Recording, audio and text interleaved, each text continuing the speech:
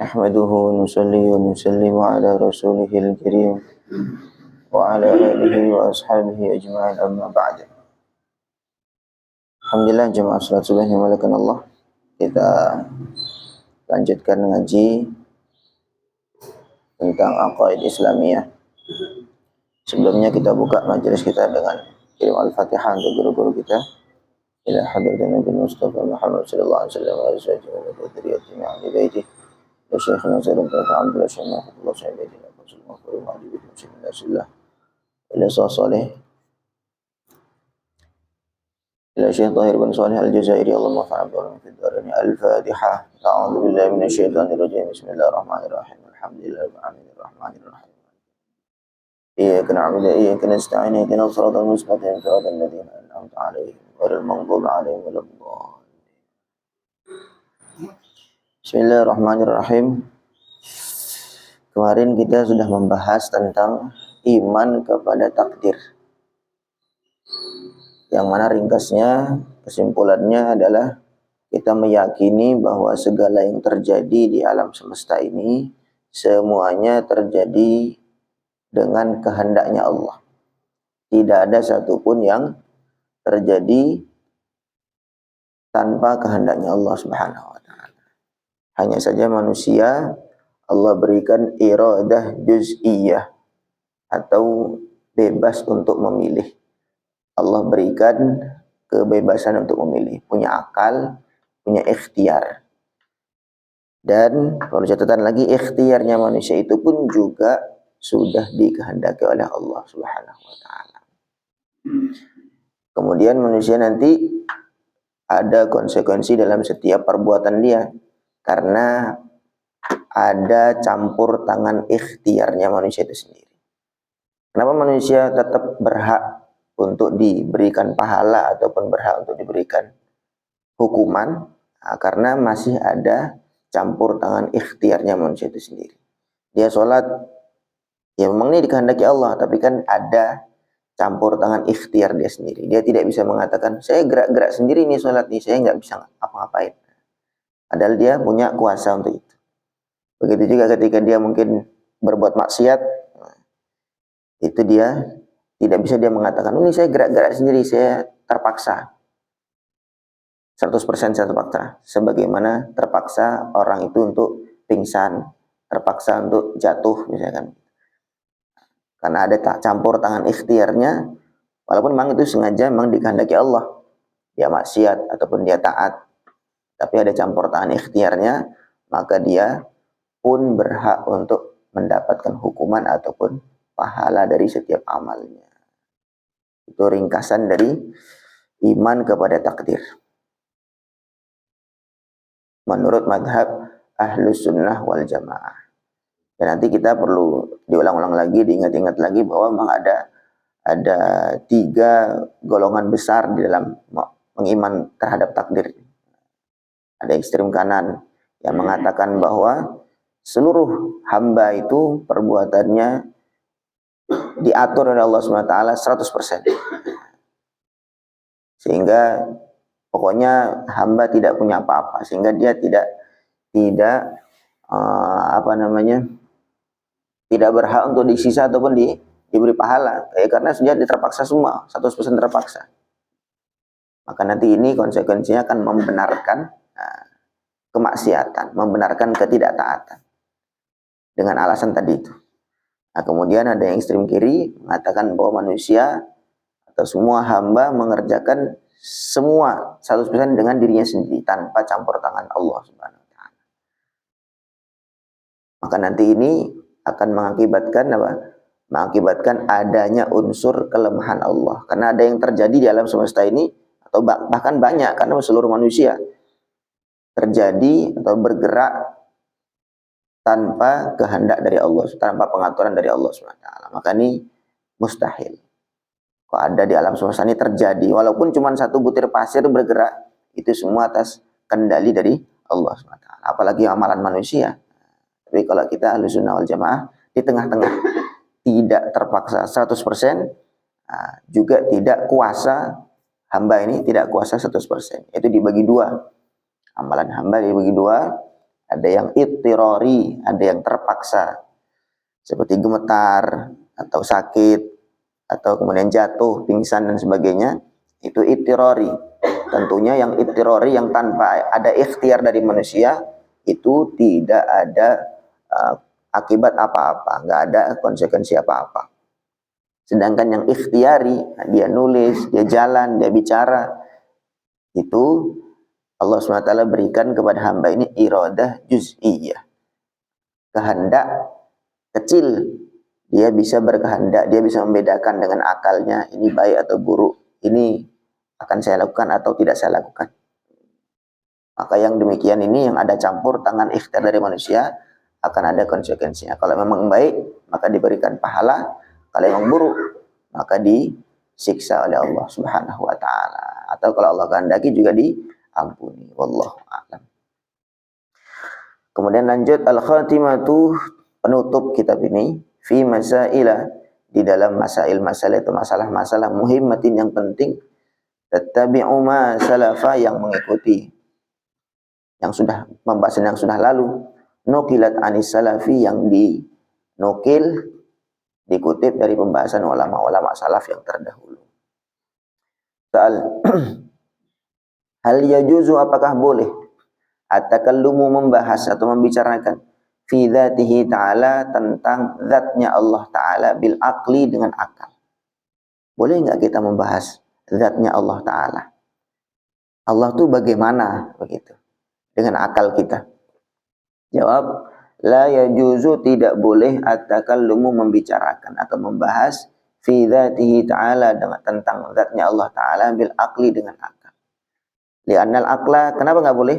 Karena akal itu qasirun, pendek atau tidak mampu, an idraki dzatil khaliqi subhanahu wa ta'ala, untuk memahami zatnya Allah Ta'ala, zatnya yang penguasa segala sesuatu.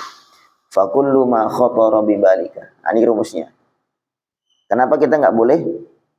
Karena akal kita memang tidak mampu. Akal kita itu kan ada batasnya. Akal manusia ada batas. Sedangkan Allah nggak terbatas. Kesempurnaan Allah itu tidak terbatas. Maka tidak mungkin sesuatu yang ada batasnya membahas sesuatu yang tidak ada batasnya. Seandainya dikerjakan, nanti yang tidak ada batasnya jadi terbatas. Dan itu nanti mengurangi kesempurnaan Allah. Maka rumusnya fakullu ma khatara bibalika, segala sesuatu yang terbesit di dalam pikiranmu atau dalam hatimu, fallahu bi khilafi dzalika, maka Allah berbeda dari apa yang terpikirkan. Jadi boleh nggak kita bahas zatnya Allah? Allah itu bagaimana? Tangannya bagaimana? Wajahnya bagaimana? Atau kakinya bagaimana? Oh, yang pertama kali itu kita nggak boleh membahas itu dengan akal kita sama sekali. Kita yakini Allah itu ada dengan sifat-sifatnya, itu saja sudah. Tapi bagaimana zatnya secara sempurna, sebagaimana kita mensifati atau menggambarkan, ini penghapus, ini bentuknya begini, ukurannya sekian kali sekian, itu tidak boleh. Karena memang penghapus ini, pertama dia ukurannya lebih kecil dari pandangan kita. Kita pandangan kita kan ada cakupannya. Ini lebih kecil dari cakupannya kita. Berarti cakupan pandangan kita tuh lebih luas daripada penghapus ini. Jadi kita mensifati ini masjid. Wah, ini sekian kali sekian, tingginya sekian. Kita sifati zatnya masjid. Karena pikiran kita, kemudian pandangan kita itu bisa mencakup ini masjid. Nah, kalau Allah Subhanahu wa taala tidak bisa diliputi oleh apapun dan siapapun. Pikiran, khayalan, akal, siapapun tidak bisa mencakup. Sudah tadi, karena kesempurnaan Allah itu tidak terbatas, sedangkan akal manusia itu terbatas. Nah, kalau yang terbatas ini mencoba untuk menggambarkan atau melihat, memahami yang tidak terbatas, maka nanti akhirnya yang tidak terbatas itu jadi terbatas, sehingga mengurangi kesempurnaan Allah SWT. Itu yang pertama. Kemudian yang kedua, tadi itu, nanti kalau misalkan kita membahas zatnya Allah Subhanahu wa taala, maka nanti akan jatuh kepada tajsim. Tajsim itu nanti apa? Menjasmanikan Allah. Allah itu bersifat jisim. Dan itu tidak boleh di dalam Ahlus Sunnah wal Jamaah itu Allah tuh bukan jisim. Karena Allah tuh punya sifat mukhalafatu lil hawadits. Apa artinya? Allah berbeda, Allah tidak sama dengan hawadits atau dengan semua makhluk. Hawadits itu bahasa-bahasanya ilmu kalam, bahasa ilmu tauhid itu hawadits itu perkara yang baru. Apa perkara yang baru? Perkara yang dulunya tidak ada, kemudian jadi ada. Dulunya nggak ada. Ini penghapus nih, dulunya nggak ada nih. Kapan adanya? Oh mungkin pembuatannya tahun 2000 misalkan. Sebelum tahun 2000 dia nggak ada. Baru dia ada. Manusia gitu juga. Dulunya nggak ada. Surga, neraka, segala segala sesuatu selain Allah. Termasuk arsy, termasuk kolam, termasuk lauhul mahfud, termasuk surga, neraka. Semuanya itu perkara yang baru. Dulunya nggak ada. Kemudian diadakan Allah SWT. Nah sifatnya Allah, sifatnya Tuhan itu mestinya tidak ada kesamaan terhadap sesuatu yang baru. Kalau Allah itu sifatnya wujudnya itu memang asli, tidak ada awalnya. Yaitu kidam ya, wujud kidam. Kidam itu wujudnya itu tidak ada, nggak pakai awal, nggak cerita awalnya dulu gimana. Allah itu memang ada asli. Dan sifatnya Tuhan itu mesti tidak boleh sama dengan perkara yang baru ataupun makhluk. Kalau sama, berarti ada kelemahan. Nah, Tuhan itu tidak boleh begitu. Ini konsep Tuhan dalam Ahlus Sunnah wal Jamaah itu begitu. Makanya, lalu bagaimana kalau di dalam Al-Quran atau dalam hadis kita dengar atau kita baca, ada redaksi-redaksi yang menyatakan bahwa itu ada Allah memiliki wajah. Wa yabqa wajhu rabbika dzul jalali wal ikram. Yadullahi fawqa aydihim. Tangan apa namanya? Seakan-akan itu menggambarkan Allah punya tangan, punya wajah. Bagaimana itu? Itu ada dua ada dua madhab di dalam memahami itu semua. Dalam madhab kita Ahlus Sunnah wal Jamaah, Ahlus Sunnah wal Jamaah boleh kita memahami itu dengan dua cara. Yang pertama bagaimana? Yang pertama dengan tafwid. Tafwid itu kita pasrahkan. Kita pasrahkan maknanya kepada Allah. Al-Quran itu kan bahasa Arab, bukan bahasa kita, bukan bahasa Indonesia. Nah, kita yakini bahwa memang yaitu ada yadnya Allah. Yad itu kan bahasa Arab. Yad kalau diartikan secara umum ya tangan. Tetapi jangan kita artikan tangan karena nanti akan jatuh kepada menggambarkan Allah punya tangan. Jangan yaitu yadnya Allah, nah begitu. Karena yang dalam redaksi Al-Quran ya memang yadullah, yadnya Allah. Ya udah kita sebutkan dengan bahasa Arab aja. Bukan kita artikan dengan bahasa kita. Begitu. Artinya bagaimana? Kita pasrahkan kepada Allah. Kita yakini Allah punya yad. Tapi yad itu artinya apa? Kita jangan artikan. Begitu. Ada wajah. Wa yabqa wajhu rabbika dzul jalali wal ikram. Semua yang di alam semesta akan binasa. Yang tersisa wajhu rabbika, wajahnya Tuhanmu. Wajah itu kalau bahasa Arab, di bahasa Indonesia kan ya wajah seperti ini. Nah, tapi kemudian apakah yang di alam Al-Quran itu wajah seperti kita ini? Nah, itu yang pertama memahaminya tafwid. Kita yakini Allah itu punya wajah dalam bahasa Arab, tetapi jangan kita artikan kepada bahasa Indonesia.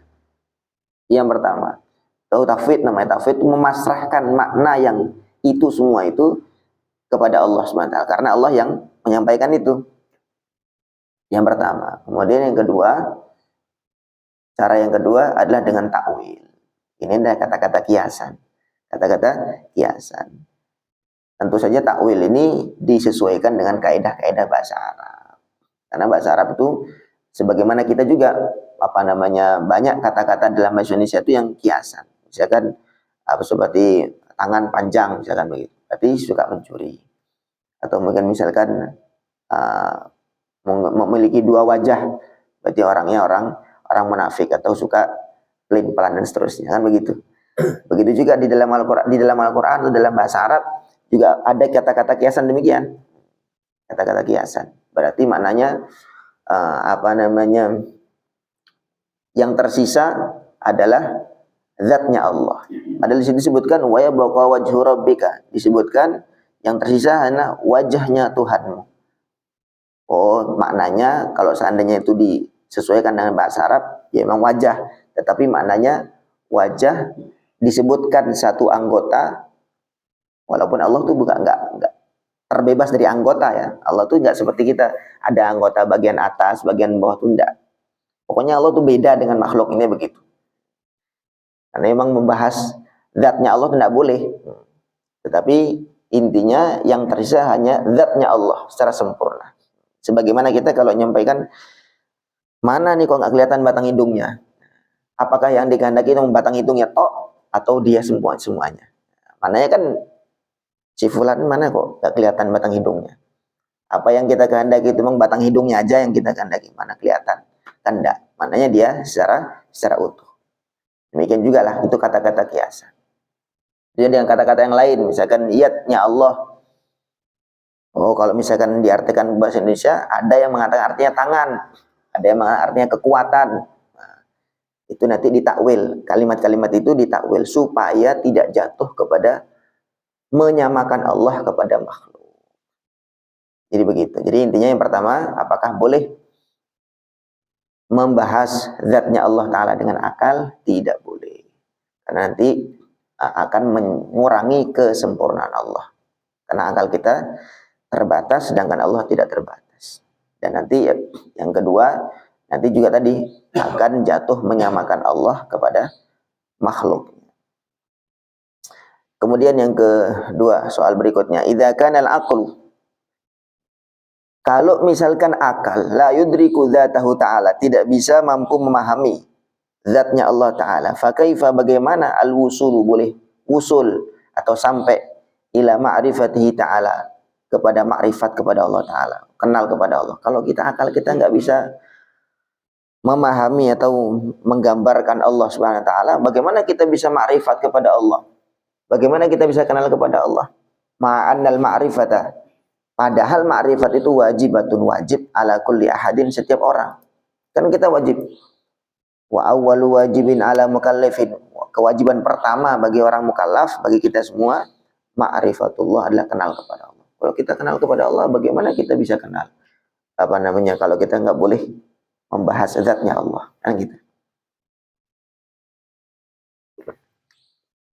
Jawabnya, anna ma'rifatahu ta'ala, sesungguhnya ma'rifat kepada Allah Ta'ala tahsulu, bisa terwujudkan bima'rifati sifatihi, dengan mengenal atau mengetahui sifat-sifatnya Allah. Minal wujud, dari sifat wujud. Kita kenal, makanya di dalam pembahasan ilmu-ilmu kalam atau ilmu akidah, itu kita memang menggunakan akal. Karena Allah SWT berikan kita akal ini juga untuk berpikir, sekaligus juga untuk membantah orang-orang yang tidak percaya kepada Tuhan. Bahwa memang kamu punya akal kan? Nah, maka sekarang kita pakai akal kita untuk kenal kepada Allah. Nah, yang pertama, coba bagaimana alam semesta, atau kita seperti kita gambarkan, ini penghapusnya, kamu percaya nggak kalau penghapus ini ada dengan sendirinya? Nah, tiba-tiba celing ada, nggak pakai pabrik, nggak pakai yang membuat.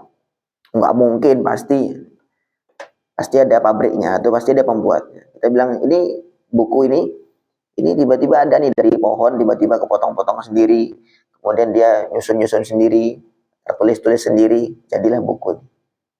Nggak percaya, pasti orang tuh membuat, wah, pabriknya bagus nih, rapi pembuatannya. Setiap kita melihat segala sesuatu, mesti teringat pembuatnya. Oh, ini masjidnya bagus nih, arsiteknya mantap. Nah, begitu juga alam semesta ini menunjukkan adanya yang membuat, yaitu Allah SWT. Maknanya wujud, sifat wujud. Kemudian kidam, sifat kidam, bahwa Allah adanya itu tidak ada awal. Wal baqa, kekal, Allah itu tidak ada akhirnya, terus ada. Wa mukhalafatu lil hawadis, dan Allah juga berbeda dengan segala sesuatu yang baru. wal qiyam bi nafsihi, dan Allah itu tidak butuh kepada apapun dan siapapun. Kalau Tuhan itu masih ada butuh kepada yang lain, maka dia ya nggak pantas jadi Tuhan, masih butuh kok. Namanya Tuhan itu nggak butuh sama sekali. Wal wahdaniyah, dan wahdaniyah, kemahaesaan atau maha tunggal. Wal hayah, dan maha hidup. Wal ilmi, dan maha mengetahui. Wal qudrah, dan maha kuasa. Wal iradah, dan maha menghendaki. Was sam'i, dan maha mendengar. Wal basar, dan maha melihat. Wal kalam, dan maha berfirman. Kalau untuk mengenal Allah SWT itu tidak mesti kita itu mengenal dengan zatnya Allah, tetapi bisa dihasilkan dengan mengenal sifat-sifatnya Allah Subhanahu wa taala. Nanti dengan sifat-sifatnya Allah nanti ada rasa bahwa memang Allah itu betul-betul zat yang sempurna. Dan terus ya doa juga kepada Allah, ya Allah berikan ma'rifat. Dan itu memang sudah dari para nabi, para rasul, hamba-hamba Allah, para wali-wali yang sudah sampai ma'rifat, ya mereka juga tidak menggambarkan Allah itu secara fisik. Dan tidak membahas dengan zatnya, ya kenal dari sifatnya, kemudian lama-lama semakin kenal kepada Allah, keagungan Allah. Nah sekarang ini karena kita juga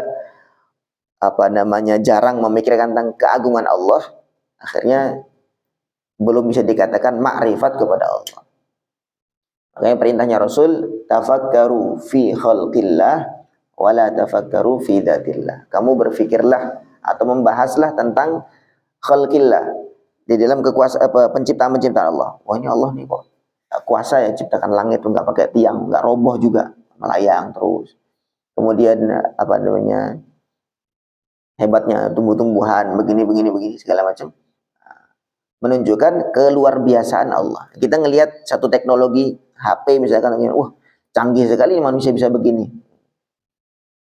Berarti canggihan manusia berarti daripada yang dibuat. Nah, sekarang yang buat manusia canggih apa enggak? Tentu lebih canggih. Kalau kita melihat segala sesuatu teringat kepada pembuatnya, kita juga melihat alam semesta ini ingat kepada pembuatnya. Lautan demikian bisa diatur rapih. Siang malam bisa diatur dengan rapih. Hujan juga diatur dengan rapih. Nah, itu semua menunjukkan keagungan yang membuat. Lawala tafakkaru fi dzatillah. Kata Rasulullah, jangan kamu berpikir tentang zatnya Allah, karena nanti akan tersesat. Tidak akan mampu akal yang terbatas ini membahas zatnya Allah yang tidak terbatas. Wallahu a'lam. Ini aja dua pertanyaan atau dua pembahasan di dalam penutup kitab ini. Nanti ada lanjutannya insyaallah. Sampai sini ada pertanyaan?